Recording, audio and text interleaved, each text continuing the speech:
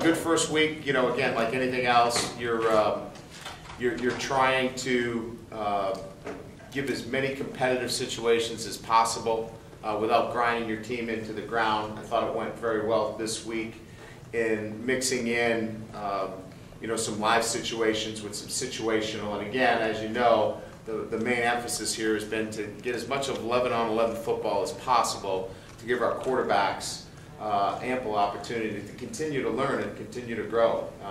Whether it's a 4-minute and closing out the game, 2-minute, black zone coming out, red zone. We've tried to give our quarterbacks every scenario possible so we can teach off of it. So good first teaching week, some competitive situations emerging at a number of different positions, and first week down. Next week's it's a big week. We've been able to eliminate some things. First of all, he did not have a concussion. We've exhausted a number of different tests. He's come back clean on all of them. We're going to do a little bit more work before we move any further with him relative to contact and getting him on the field. So cleared him for concussion. And we've got some more testing to do, and then I can probably update you sometime early next week. And Alex Wilson? Tore his ACL. Yeah, tore his ACL. So we'll lose him for the season, unfortunately. Excuse me, I'm sorry. Would you anticipate that Spahn will be back before the start of the season? Will he be back in preseason camp? It's hard to tell right now. It's hard to tell. We've done a number of tests, and it's one of those things where we want to make certain before we put him back out on the field, but I couldn't tell you for sure standing here right now.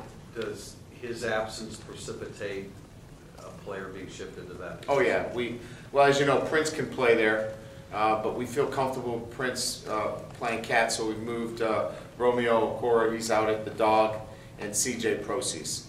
So those are the three guys that are in rotation right now.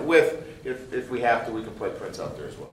I think there's always a higher risk of injury, in those kinds of situations, because you're not live the whole time, but you are in a tag off. And look, those big guys go against each other every day, and they're very competitive.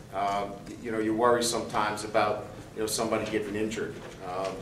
I think we know how to practice in year 3 really well, where we can get that work, we can play fast, we can be competitive, we can get each other better without the risk of injury. But I think you have to be careful with how much that you actually do.